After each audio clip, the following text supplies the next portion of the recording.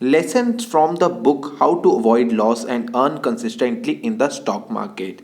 Guys, अगर आप stock market में नए हो तो आपको ये बुक जरूर पढ़नी चाहिए, how to avoid loss and earn consistently in the stock market. So इस बुक में से कुछ लेसन्स हैं जो मैं आपको आज डिस्कस करने वाला हूँ आपके साथ। तो सबसे पहला लेसन है इसमें, हैंडल बेसिक फर्स्ट। इसका क्या मतलब है? अगर आप स्टॉक मार्केट में नए हो, बिगनर हो, तो आपको बेसिक्स जानना बहुत जरूरी है स्टॉक मार्केट का। तो इसके लिए मैं आपको गाइड करूंगा कि आपको क्या करना है। गूगल पर सर्च करना है सेबी ग्लॉसरी।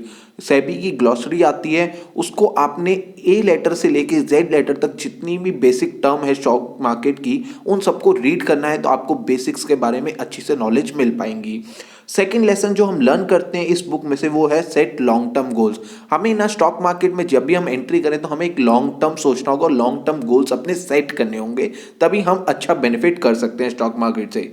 थर्ड हमने लेसन जो इसमें से लर्न किया कि अपने इमोशंस को स्टॉक मार्केट में आपको काफ़ी कंट्रोल करके रखना है। अगर आपके इमोशंस कंट्रोल नहीं है तो स्टॉक मार्केट में आपको काफ़ी प्रॉब्लम आ सकती है और आप लॉस देख सकते हो उस इमोशंस की वजह से। और साथ ही साथ आपको पेशेंस भी बहुत रखना पड़ेगा स्टॉक मार्केट में। फोर्थ लेसन हम इस बुक में से सीखते हैं, अवॉइड लेवरेज। आपको मार्जिन और लेवरेज को बहुत ही अवॉइड करना होगा अगर आप सीरियसली स्टॉक मार्केट में पैसा बनाना चाहते हैं। और स्पेशली मैं उन बिगनर्स को कहूँगा, मार्जिन को बहुत ही ज़्यादा अवॉइड करें, खास करके इंट्राडे में भी। मैं मानता हूँ कि इंट्राडे बिना मार्जिन के नहीं होती, बट फिर भी अगर आप मार्जिन और लेवरेज को अवॉइड करोगे तो ज़्यादा बेटर रहेगा स्टार्टिंग में। फिफ्थ पॉइंट जो यहाँ पर हम लेसन लर्न करते हैं वो है डाइवर्सिफाई योर इन्वेस्टमेंट। हमें सिर्फ एक ही जगह पैसा नहीं लगाना, अपनी इन्वेस्टमेंट को डाइवर्सिफाई भी करना है।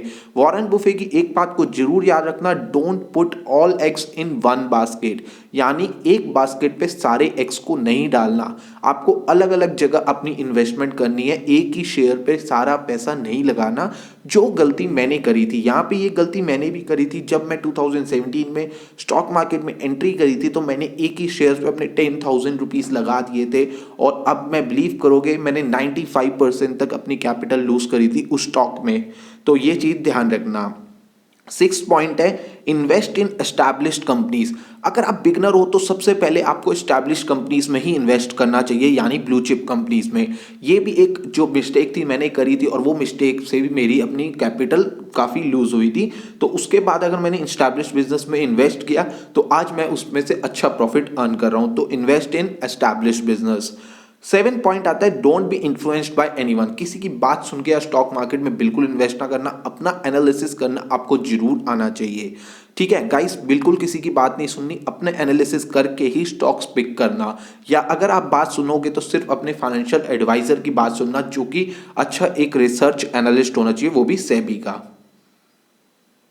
एट्थ पॉइंट आ जाता है कि रीड एनुअल रिपोर्ट्स। आपको जो भी स्टॉक में आप इन्वेस्ट करते हो उसकी एनुअल रिपोर्ट्स को पढ़ो, उसके क्वार्टर एनालिसिस करो, क्वार्टर रिजल्ट जब भी आते हैं उसका एनालिसिस करो। और जिस कंपनी में आप इन्वेस्ट करने जा रहे हो या जिसमें आप ऑलरेडी इन्वेस्टेड हो, उसका आपको बिजनेस मॉडल और डिस्ट्रीब्यूशन नेटवर्क जरूर पता होना चाहिए। ये सारी चीज़ें ज़्यादा, जितने भी अच्छे एनालिसिस करोगे, ये सारे एनालिसिस करोगे ना, तो यार बिलीव करो वो स्टॉक आपको अच्छा रिटर्न देगा, आपको लॉस नहीं होगा।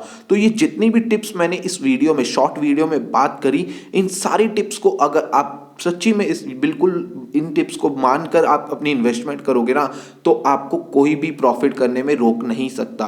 गाइस, मैं सिंपल सी बात कहूँगा, 2019 से मैं इस बुक को रीड करने के बाद ये सारे पॉइंट्स में मैंने अमल किया, और सीरियसली बात मैं आपको बताऊंगा, मेरा जितना भी लॉस हुआ था मैं सब लॉस अपना रिकवर कर चुका हूँ। ठीक है, आज की ये शॉर्ट वीडियो कैसी लगी हमें कमेंट करके जरूर बताना। कोई भी क्वेरी हो नीचे कमेंट सेक्शन में आप पूछ सकते हो।